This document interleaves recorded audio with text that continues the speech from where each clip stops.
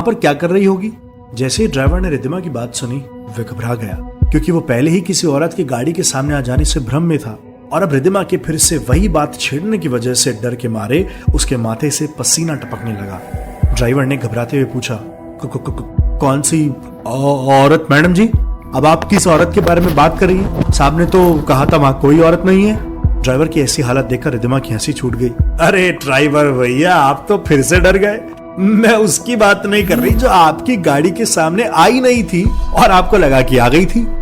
Driver ने पूछा, तो फिर कौन सी औरत की बात कर रही हैं आप? रिद्धिमा ने ड्राइवर को उस औरत के बारे में बताया जिसे उसने खेजड़ी के पेड़ के पास देखा था। अरे अभी जब मैं उस पेड़ के पास गई थी ना, तो वहां पर एक औरत मिली थी मुझे। मैंने उससे कहा कि यहाँ क्यों भटक रही हो, तो कुछ बोली नहीं, लंबा घूंघट निकाला और भाग गई वहां से। इस बार कुणाल ने रिद्धिमा से पूछा, मैंने तुम्हें किसी से बात करते हुए देखा था। मैं तुमसे पूछने वाला था, मुझे वहां पर कोई नजर नहीं आया, शायद वहां पर धूल ज्यादा थी इसीलिए। रिद्धिमा ने कुणाल की बात का जवाब दिया। हाँ कुणाल, हो सकता है धूल की वजह से आप नहीं देख पाए। गांव की औरत थी वहां पर, लेकिन जब बात करने की कोशिश करी तो शर्मा गई और वहां से भागकर कुछ बिना बोले चली गई। ड्राइवर जो अब तक चुपचाप कुणाल और रिद्धिमा की बात सुन रहा था, उसने रिद्धिमा को समझाने के अंदाज में कहा, एक बात कहूं आपसे, आप शहर के लोग हैं साहब, पता नहीं मेरी बात मानेंगे या नहीं, लेकिन मुझे तो बहुत बड़ी गड़बड़ लगती है। वो औरत जरूर कोई भूतनी होगी, भूतनी। जैसे ही ड्राइवर ने यह बात कही, रिद्धिमा जोर जोर से हंसने लगी। कुणाल के चेहरे पर भी मुस्कुराहट थी। कुणाल ने रिद्धिमा को इस तरह हंसने से मना किया। क्या कर रही हो रिद्धिमा, ड्राइवर को बुरा लगेगा। लेकिन ड्राइवर रिद्धिमा की बात का बुरा नहीं मान रहा था, बल्कि वह तो रिद्धिमा को समझाने की कोशिश कर रहा था। अरे मैडम जी, सच कह रहा हूं, ऐसे वीरान इलाके में आंधियों में चुड़ैल घुमा करती हैं। आपको शायद पता ना हो, कुछ दिन पहले इस गांव के एक डॉक्टर पेड़ से लटका हुआ मिला था और उसकी बीवी का तो आज तक पता नहीं चला है। ड्राइवर की बात पर कुणाल ने धीरे से कहा, अरे तुम्हें जानकर खुशी होगी कि उस डॉक्टर की जगह पर मैं ही हॉस्पिटल के अंदर नया डॉक्टर आया हूं। ड्राइवर कुणाल की बात सुनकर बुरी तरह से चौंक गया था। क्या बात कर रहे हो साहब? लेकिन आप, एक बात आपसे कहूं, वो सरकारी क्वार्टर में रहने मत जाना आप। अरे उसी क्वार्टर में तो मरे मिले थे डॉक्टर साहब, मुझे लगता है उनकी आत्मा भी वहीं भटक रही है। रिद्धिमा को ड्राइवर की अनोखी कहानियां सुनने में बड़ा मजा आ रहा था, क्योंकि शहर की पढ़ी लिखी लड़की होने की वजह से रिद्धिमा इन सब अंधविश्वास से भरी बातों में भरोसा नहीं करती थी।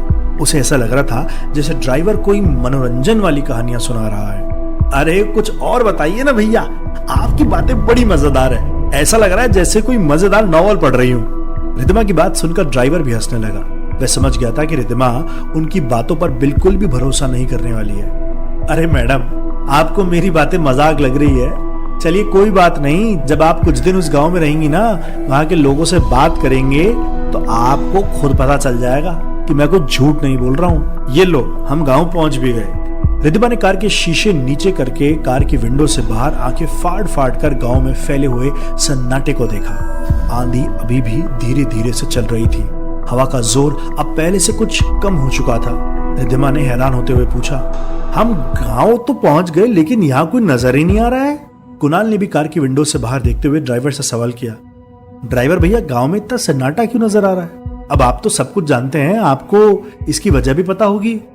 ड्राइवर ने मुस्कुराते हुए कहा, अरे साहब, शाम ढलने को आई है, देखिए ना, अब तो अंधेरा भी हो गया है और ऊपर से आंधी चल रही है ना। ऐसी आंधियों में इस गांव का एक भी इंसान घर से बाहर नहीं निकलता। जब से इस डॉक्टर के साथ हादसा हुआ है उसके बाद से तो बिल्कुल भी नहीं। कुणाल ने ड्राइवर को हॉस्पिटल चलने के लिए कहा। अच्छा ठीक है, अब आप एक काम करिए, गाड़ी हॉस्पिटल की तरफ ले चलिए। वहां पर हॉस्पिटल के स्टाफ का कोई आदमी है जो आज रात हमारे रुकने की व्यवस्था करेगा। रिद्धिमा ने क्यूरियोसिटी के साथ पूछा, वैसे कुणाल, आज रात गांव में रहेंगे कहाँ? जहां तक मुझे पता है अभी तक तो हमारे रहने का इंतजाम हुआ ही नहीं है। ड्राइवर गाड़ी को हॉस्पिटल की तरफ मोड़ चुका था। कुणाल ने रिद्धिमा को परेशान होने से मना किया और उसे बताया कि उन दोनों के रहने का इंतजाम पहले से ही किसी ने कर दिया है। जैसे ही कुणाल और रिद्धिमा हॉस्पिटल पहुंचे, विजय उनका इंतजार कर रहा था। डॉक्टर कुणाल को देखते ही विजय ने मुस्कुराते हुए उनका स्वागत किया। गुड इवनिंग सर, आइए सर। छोटा सा गांव है सर, आपके रुकने के लिए बहुत कुछ तो नहीं कर पाया हूँ, लेकिन बस कुछ ठीक ठाक सा अरेंजमेंट करने की कोशिश करी है। रिद्धिमा भी तब तक गाड़ी से उतरकर नीचे आ चुकी थी। उसने विजय से पूछा, लेकिन डॉक्टर्स के लिए जो मेडिकल क्वार्टर्स मिलते हैं उसमें क्या प्रॉब्लम थी? आप पहले से अरेंजमेंट करवा देते तो हम सीधे वहीं चले जाते ना। मेडिकल क्वार्टर्स का नाम सुनते ही जैसे विजय के चेहरे पर डर के एक्सप्रेशंस आ गए थे। कैसी बात कर रही हैं मैडम, आप तो जानती है ना, कुछ वक्त पहले इस गांव में एक हादसा हो चुका है, उसमें रहना तो दूर, आसपास तक कोई नहीं जाता है मैम। कुणाल भी विजय की बात सुनकर हैरान था, लेकिन फिर वह समझ गया था डॉक्टर अमित के साथ हुए हादसे के बाद ये जायज था कि लोग उस घर में जाने से डर रहे थे। कुणाल ने विजय से पूछा, इट्स ओके, कोई बात नहीं, लेकिन अभी बताओ जाना कहाँ है? विजय ने डॉक्टर कुणाल का सवाल का जवाब दिया। आज रात आप मेरे साथ चलिए, मैं यहीं गांव के घर में किराए के रूम लेकर के रहता हूं सर। मेरी फैमिली तो यहाँ नहीं रहती, और आज आप वहीं रुक जाइए, मैं अपने दोस्त के घर चला जाऊंगा। डोंट वरी, आपको किसी तरह की प्रॉब्लम नहीं होगी। विजय के कहने पर कुणाल और रिद्धिमा उसके घर पर उस रात रुकने के लिए चले गए। कुछ ही देर के बाद कुणाल और रिद्धिमा गहरी नींद में सो चुके थे। सुबह के लगभग 5 बजे के आसपास रिद्धिमा को अचानक से किसी के गाना गाने की आवाज सुनाई दी। ऐसा लगा जैसे कोई औरत बहुत मीठी आवाज में वहीं आसपास गाना गुनगुना रही थी। गहरी नींद आने की वजह से रिद्धिमा उस आवाज को इग्नोर करने की कोशिश करने लगी, लेकिन उस आवाज में इतनी मिठास थी कि रिद्धिमा से रहा नहीं गया और वह बिस्तर से उठकर खिड़की के बाहर झांकने लगी। रिद्धिमा ने देखा कि घर के ठीक बाहर गली के मोड़ पर एक औरत पानी का मटका उठाए लंबा घूंघट किए चली जा रही थी। ये गाने की आवाज उसी औरत के पास से आ रही थी। रिद्धिमा ने अपने आप से कहा, कितनी मीठी आवाज है, गांव में भी कमाल का टैलेंट छुपा होता है। ठीक उस वक्त कुणाल की भी आंखें खुल गई और रिद्धिमा को इस तरह खिड़की के पास खड़े देखकर कुणाल ने उससे पूछा, क्या हुआ रिद्धिमा, तुम ठीक हो ना? तुम्हारी तबीयत तो ठीक है ना? रिद्धिमा ने पलटकर कुणाल की तरफ देखा और हंसकर जवाब दिया, मैं तो बिल्कुल ठीक हूँ कुणाल, वो देखिए ना, वो औरत कितना अच्छा गाना गा रही है। कुणाल ने हैरान होकर के पूछा, किसकी बात कर रही हो तुम? मुझे तो किसी गाने की आवाज सुनाई नहीं दे रही है। रिद्धिमा ने कुणाल को खिड़की के पास आने का इशारा किया ताकि वह उस औरत को देख सके, लेकिन खिड़की के बाहर झांकने पर कुणाल को कोई नजर नहीं आया। कोई भी तो नहीं है वहां पर। रिद्धिमा ने कुणाल से कहा, लगता है जब तक आपने देखा होगा वो चली गई होगी। बहुत प्यारी आवाज थी कुणाल, अगर अगली बार वो यहाँ दोबारा से मिली ना तो मैं तो उसका गाना रिकॉर्ड कर लूंगी। कुणाल ने रिद्धिमा को ऐसा कुछ भी करने से मना किया। तभी कुणाल को याद आया कि रिद्धिमा ने अपनी दवा नहीं ली थी। रिद्धिमा, तुम्हारी मेडिसिन कहाँ है? कल भी तुमने दवाएं नहीं ली थी, चलो अभी लो। रिद्धिमा ने अपने हैंडबैग की तरफ इशारा करते हुए कुणाल से कहा, अब अगर तुम्हें मेरी इतनी फिक्र है तो खुद दे दो।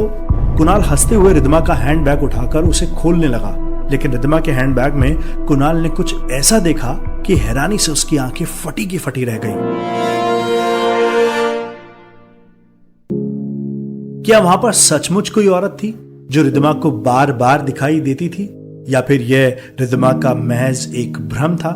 और ऐसा क्या था रिद्धिमा के हैंडबैग में जिसे देखकर कुणाल हैरान रह गया था? जानने के लिए सुनिए इस कहानी का अगला एपिसोड। कुणाल ने डरते हुए पूछा, ये क्या है रिद्धिमा, और ये तुम्हारे बैग में क्या कर रहा है? रिद्धिमा ने पलटकर कुणाल की तरफ देखा और पूछा, क्या कुणाल, क्या है मेरे बैग में? मेडिसिन ही तो है, और क्या है? कुणाल ने रिद्धिमा के चेहरे की तरफ देखा और फिर नाराजगी के साथ पूछा, मैं दवाइयों की बात नहीं कर रहा हूँ रिद्धिमा, मैं इस चीज की बात कर रहा हूँ जो इस वक्त तुम्हारे बैग में है और उसे नहीं होना चाहिए था। रिद्धिमा की समझ में कुछ नहीं आ रहा था। उसे नहीं पता था कि कुणाल किस बारे में बात कर रहा है, और इसलिए रिद्धिमा अपनी जगह से उठकर खड़ी हुई और फिर कुणाल के करीब आई। क्या है मेरे बैग में, दिखाओ मुझे, अजीब बात कर रहे हो। कुणाल ने रिद्धिमा के बैग से एक लाल रंग की चुनरी निकालकर दिखाते हुए कहा, मैं इसकी बात कर रहा हूँ, ये चुनरी जो कल रिद्धिमा उस पेड़ के ऊपर बंधी हुई थी, तुम इसे अपने साथ लेकर के आ गई हो। लेकिन वह चुनरी देखने के बाद तो रिद्धिमा खुद भी हैरान थी। उसने कुणाल से कहा, नहीं कुणाल, ये चुनरी मैंने अपने बैग में नहीं रखी है, मुझे नहीं पता ये यहाँ पर कैसे आ गई है। कुणाल रिद्धिमा की बात सुनकर नाराज हो गया था। उसे लगा था कि रिद्धिमा उसके साथ शायद मजाक कर रही थी, और इसलिए कुणाल ने उस चुनरी को रिद्धिमा के हैंडबैग से निकालकर बाहर एक तरफ रख दिया। रिद्धिमा, ये मजाक नहीं है यार, किसी की मन्नत की चुनरी है जो किसी ने उस पेड़ पर बांधी थी, और तुम्हें उसे अपने साथ इस तरह से नहीं लाना चाहिए था।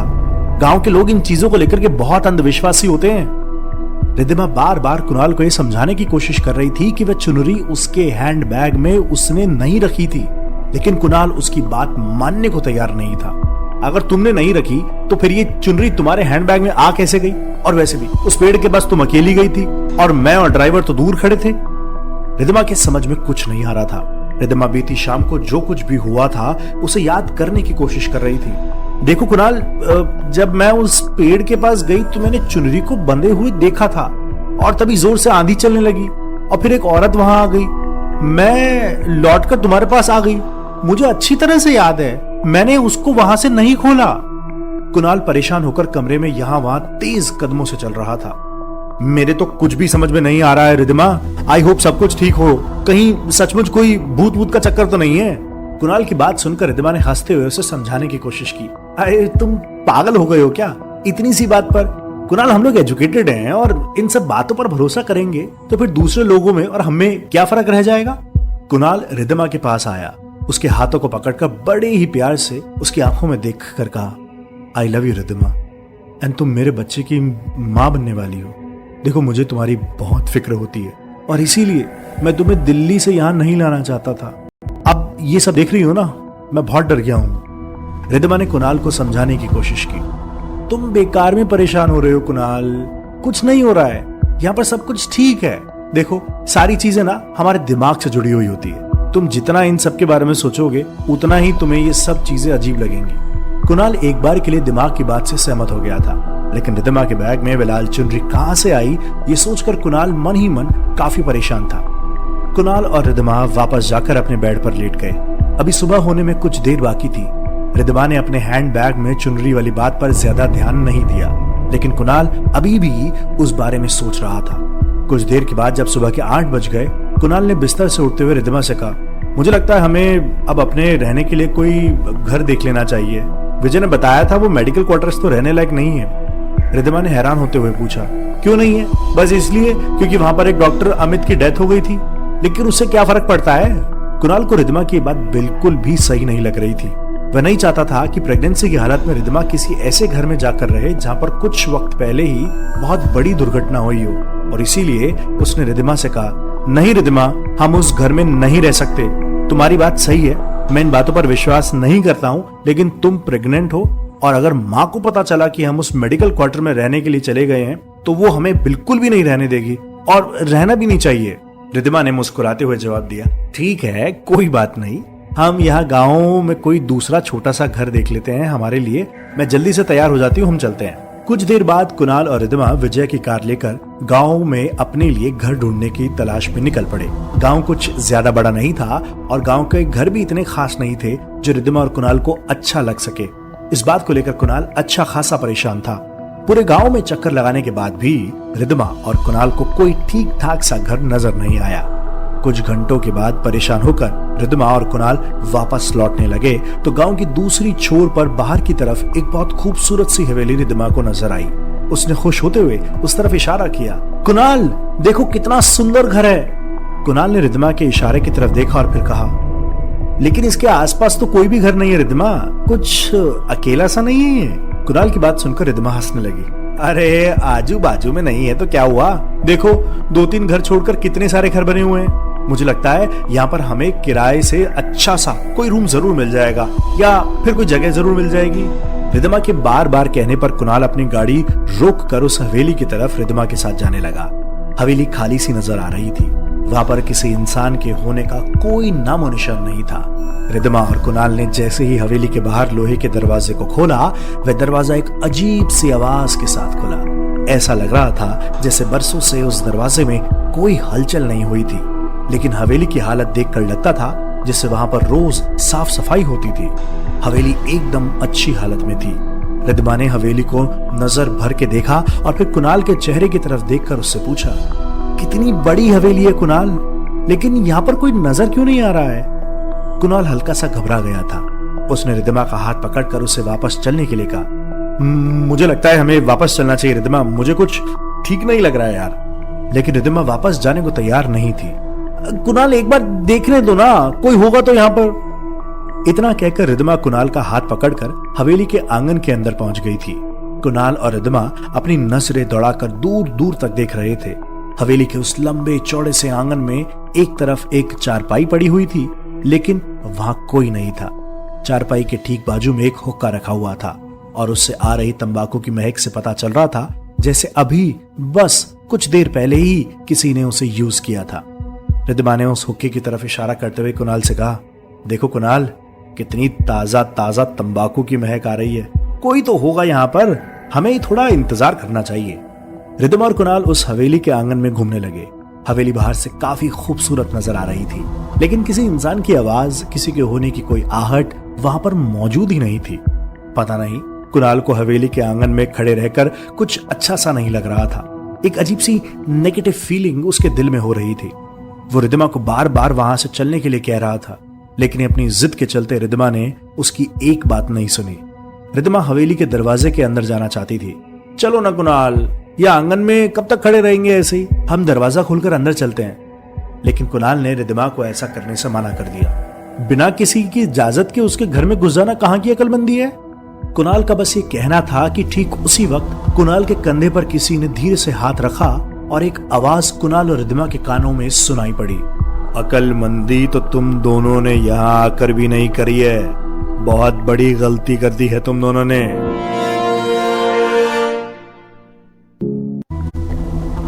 उस आवाज को सुनकर कुणाल और रिद्धिमा पूरी तरह से चौंक गए थे। उन्होंने झटके के साथ पलटकर पीछे की तरफ देखा।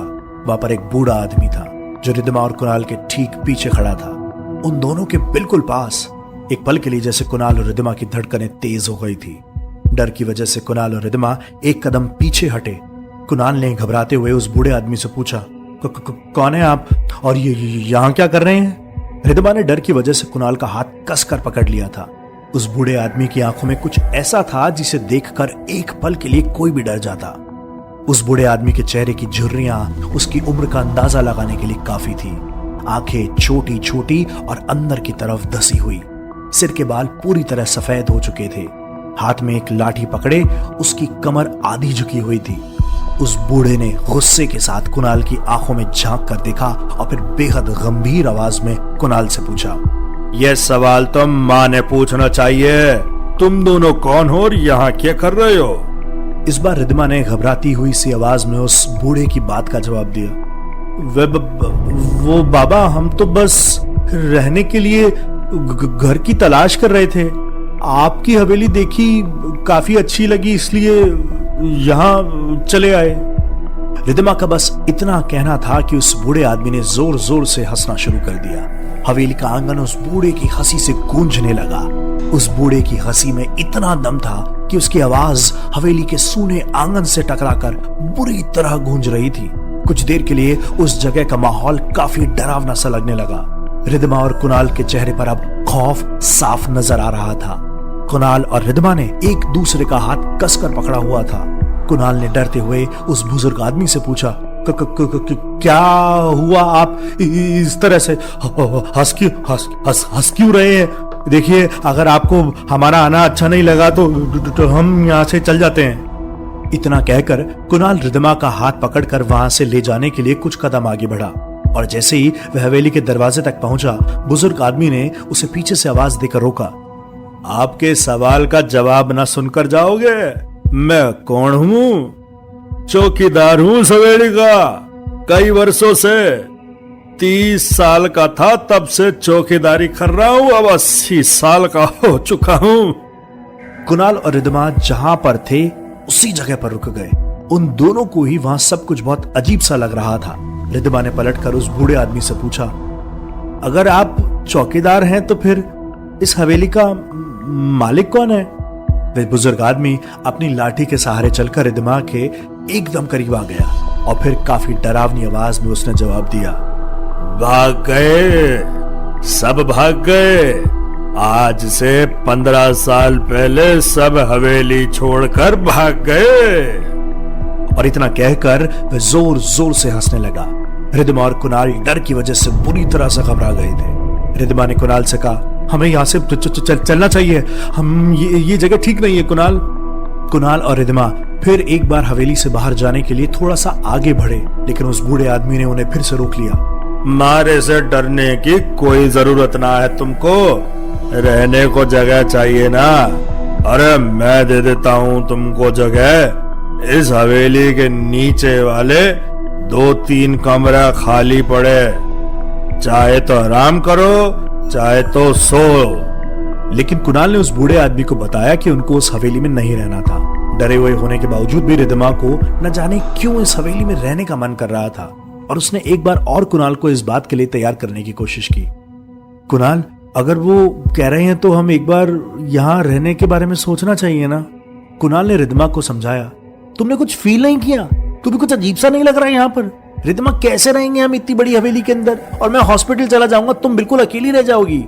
लेकिन इससे पहले कि रिद्धिमा इस बात का कोई जवाब देती, उस बूढ़े आदमी ने कुणाल के चेहरे की तरफ देखा। इस बार उसके चेहरे पर एक मुस्कुराहट थी, एक अकेलेपन वाली मुस्कुराहट, और उसने कुणाल से कहा, थारी बीवी मारी बेटी के समान है छोरा।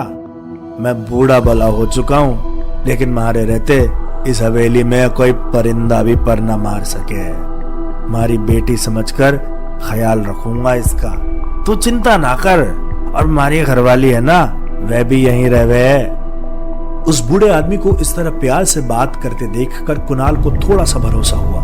उसका डर अब थोड़ा कम हो चुका था, लेकिन फिर भी कुणाल पूरी तरह से उस हवेली में रहने के लिए तैयार नहीं था। इसीलिए कुणाल ने उस बूढ़े आदमी से कहा, लेकिन बाबा, हवेली बहुत बड़ी है और इसके ऊपर वाला हिस्से में कोई रहता भी नहीं है। रिद्धिमा को अकेलापन महसूस होगा। बूढ़े आदमी ने कुणाल की परेशानी का हल निकालते हुए उसे बताया, अरे बंद पड़ी है तो पड़ी रहे ऊपर वाली हवेली, थाने को क्या करना है। चल ठीक है, एक बार हमारे साथ अंदर चलकर हवेली को देख, फिर ना पसंद आए तो चल जाना। इतना कहकर वह बुजुर्ग आदमी अपने हाथ में पकड़ी मोटी सी चाबी लेकर फिर से हवेली के अंदर की तरफ जाने लगा। कुणाल ने सवालिया नजरों से रिद्धिमा के चेहरे की तरफ देखा।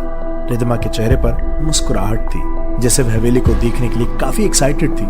रिद्धिमा ने कुणाल से जिद करते हुए कहा, एक बार प्लीज, देखने में क्या बुराई है? कुणाल, देखे तो सही, आखिर हवेली होती कैसी है। नहीं अच्छी लगी तो हम नहीं रहेंगे। रिद्धिमा की इच्छा के आगे कुणाल ने हार मान ली थी और वो बुजुर्ग आदमी के साथ हवेली के कमरे देखने जाने के लिए तैयार हो गए। दोनों उस बुजुर्ग आदमी के पीछे पीछे हवेली के अंदर की तरफ जा रहे थे। वे दोनों जैसे ही हवेली के अंदर पहुंचे, उस बूढ़े आदमी ने कमरे का दरवाजा खोला। अंदर का दृश्य देखकर कुणाल और रिद्धिमा की आंखें हैरानी से फटी की फटी रह गई। वह हवेली बहुत खूबसूरत थी। वहां पर सामान बहुत सलीके से रखा हुआ था। सब कुछ आजकल के जमाने के जैसा लगता था, जैसे सारी सुविधाएं मौजूद थी। रिद्धिमा ने खुश होते हुए कहा, कुणाल, इस पूरे गांव में हमें इतना अच्छा कमरा रहने के लिए नहीं मिल सकता है। प्लीज हम यहीं रह लेते हैं ना। कुणाल ने उस बूढ़े आदमी के चेहरे की तरफ देखा। कुणाल ने देखा कि वह बूढ़ा आदमी अब बड़े ही प्यार से धीरे धीरे मुस्कुरा रहा था। उसके चेहरे को देखकर कुणाल को अब डर नहीं लग रहा था, बल्कि उस बूढ़े आदमी के अच्छे होने की फीलिंग आ रही थी। वह बूढ़ा आदमी रिद्धिमा की तरफ बड़े ही प्यार से देख रहा था, ठीक वैसे जैसे कोई पिता अपनी बेटी की तरफ देखता है। उसकी आंखों में इतना प्यार देखकर कुणाल को उस पर भरोसा होने लगा था। कुणाल ने उस बूढ़े आदमी से पूछा, अच्छा बाबा जी, यह तो बताओ किराया कितना है? उस बूढ़े आदमी ने अपनी लाठी को एक तरफ कोने में रखा और कुर्सी पर बैठते हुए कहा, अरे जो मन में आए वह दे देना। बेटा, वैसे तो बरसों से खाली पड़ी है हवेली, बिटिया यहाँ रहेगी तो रौनक लौट आएगी। रिद्धिमा ने उस बूढ़े आदमी से एक सवाल किया, लेकिन इस हवेली के मालिक को पता चला तो क्या वो नाराज नहीं होंगे? रिद्धिमा की बात सुनकर वह बूढ़ा आदमी कुछ देर के लिए चुप हो गया। उसकी आंखों में नमी थी। ऐसा लग रहा था जैसे वह काफी भावुक हो चला था। उसने अपने दोनों हाथ हवा में भगवान की प्रार्थना में जोड़ते हुए रिद्धिमा की बात का जवाब दिया, कौन जाने हवेली का मालिक कहाँ है भी या नहीं। इतने बरस से तो किसी ने इसको देखा तक नहीं, और जब आएगा तब की तब देखेंगे। अभी तो मेरी बिटिया रानी आराम से रहेगी यहाँ पर। कुणाल और रिद्धिमा को अब उस बूढ़े आदमी पर पूरा भरोसा हो गया था। बूढ़े आदमी के ये बताने पर कि उसकी पत्नी भी उसी हवेली के पीछे वाले हिस्से में रहती थी, रिद्धिमा के दिल में अकेले रहने का डर भी निकल गया था। वैसे भी हवेली से कुछ ही दूर पर काफी सारे घर बने हुए थे। रिद्धिमा मन ही मन बेहद खुश थी। दिल्ली की मॉडर्न लाइफस्टाइल से दूर यहाँ पर हवेली में रहना उसकी जिंदगी का एक अलग ही एक्सपीरियंस होने वाला था, और यह सोच सोच कर रिद्धिमा के चेहरे पर काफी प्यारी सी मुस्कुराहट आ गई थी। कुणाल अपनी पत्नी रिद्धिमा को इस तरह खुश देखकर अच्छा महसूस कर रहा था। तभी अचानक कुणाल को रिद्धिमा के खोए हुए रक्षा सूत्र के बारे में याद आया। इसलिए कुणाल ने उस बूढ़े आदमी से पूछा, बाबा जी, आपसे एक बात पूछनी थी। अभी रास्ते में मेरी पत्नी के हाथ में बंधा हुआ एक रक्षा सूत्र टूटकर गिर गया था। क्या यहाँ कोई पंडित है जो ये काम कर सकता है? यह बात सुनते ही उस बूढ़े आदमी के चेहरे पर चिंता की लकीरें उभर आई। कुछ देर तक उसने कुणाल की बात का कोई जवाब नहीं दिया। ऐसा लग रहा था जैसे वह गहरी सोच में डूब गया था। और फिर उसने कुणाल से कहा, गांव में असली पंडित तो एक ही हुआ करता था। बहुत पुरानी बात है बेटा, आज से लगभग 40 साल पुरानी। उस पुजारी के हाथ का बना हुआ धागा जो पहन लेता था ना, तो उसका कोई बाल भी बांका ना कर सकता, मौत भी ना छू सकते उस आदमी को। रिद्धिमा के लिए सारी बातें कहानी की तरह थी। जब बूढ़े आदमी ने किसी पुराने पुजारी के बारे में उसको बताया तो रिद्धिमा ने बड़ी ही उत्सुकता के साथ पूछा, तो अब कहाँ है वो पुजारी जी? मेरा मतलब है कि मैं अपना रक्षा सूत्र उन्हीं से बनवाऊंगी। बूढ़े आदमी ने मुस्कुराते हुए रिद्धिमा की बात का जवाब दिया, इस गांव में कुछ चीजें बड़ी अजीब हो गई बेटा। पुजारी एक दिन रात को अचानक मंदिर छोड़कर चला गया, और अब जो पुजारी उस मंदिर में रहता है, मारे को उस पर भरोसा ना है। कुणाल ने कहा, लेकिन बाबा रिद्धिमा के हाथ पर रक्षा सूत्र बनवाना बहुत जरूरी है, मेरी माँ ने ऐसा कहा है। बूढ़ा आदमी मुस्कुराने लगा। ठीक उसी वक्त बूढ़े आदमी की पत्नी वहां पर पहुंच गई और उसने अचानक से कहा, अरे पेट से है ना थारी बीवी, इसीलिए रक्षा सूत्र बनवाने की जल्दी है। उसके अचानक वहां आ जाने से रिद्धिमा हैरान होकर उस बूढ़ी औरत की तरफ देखने लगी। उस बूढ़े आदमी ने अपनी पत्नी की तरफ इशारा करते हुए रिद्धिमा और कुणाल को बताया, यह हमारी घरवाली रुकमा।